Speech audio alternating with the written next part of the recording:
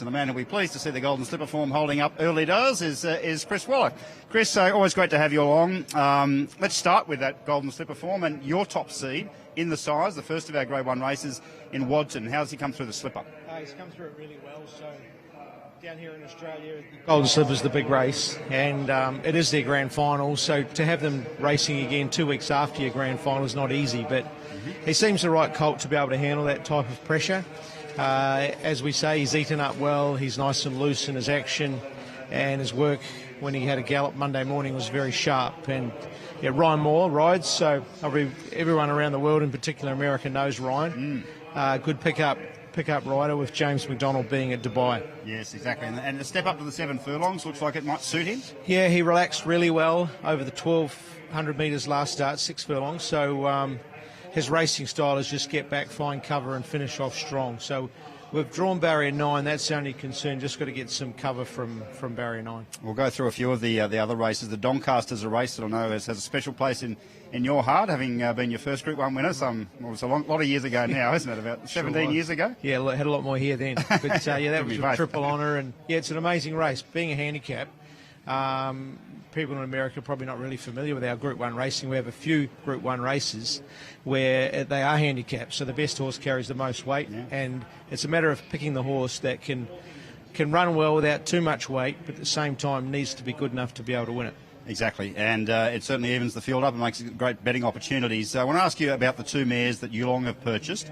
I know that you've been able to take care of these mares, and they have come here with big raps and, of course, Grade 1 stakes winning form in the US. Yeah, well, MOIRA, she's a Breeders' Cup winner, so it's a privilege to have her racing here and in my stable.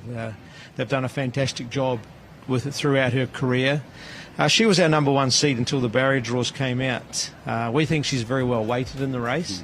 We've got Zach Purton come across from Hong Kong to ride her, but when the barriers came out, she's drawn very wide, so it does dent your confidence a little. But obviously, if she brings that American and Canadian form to Australia, she'll be very good. So, ANISETTE, I guess she's a similar type of horse to MOIRA, similar form lines. She's drawn right next to her, so it's a bit tricky. MOIRA's probably the best of the 2. We've seen Full Count Felicia come out here as well. It says a lot about world racing, Chris, doesn't it, that we're now able to see Breeders' Cup form come out of here, Grade 1 stakes winning horses coming to Australia and being competitive in our biggest races. Yeah, we've got so much respect for American form, American trainers, jockeys, and how they're bred. It's a big deal, and we can now understand American racing a lot better. The regulations are very similar to ours, very tight, which is great. So we've got huge respect for American form. What about your other 3 runners in the Doncaster mould? Is Firestorm the pick of those? Yeah, she's got the lightest weight, 50 kilos. She was narrowly beaten in a Group 1 race only 3 weeks ago. So, yeah, she's got a nice weight, a good draw, and she's certainly in great form.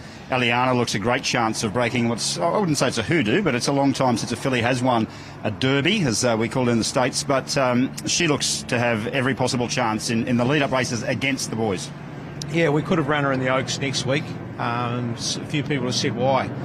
Well, there's a filly treasure at the moment in the Oaks next week, which would be a very short price favourite and hard for us to beat. And with Aliana, she's been racing against the boys all the way through. So she was narrowly beaten by Australia's leading staying colt, broadsiding or middle distance colt, last start. And I mean narrow, like a nose.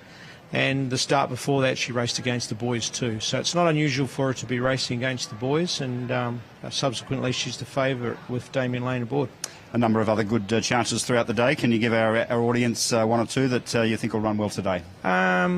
I think they're sort of the main races. The staying race, which is a precursor to the Sydney Cup in 7 days' time. I really like Valiant King. I think he'll be at good odds. Yeah, he's ready to hit some form. It's always good to talk to you, Chris, and I'm sure there'll be a lot cheering on certainly your 2 in the Doncaster. Good luck. Thanks very much. Okay, back to you guys.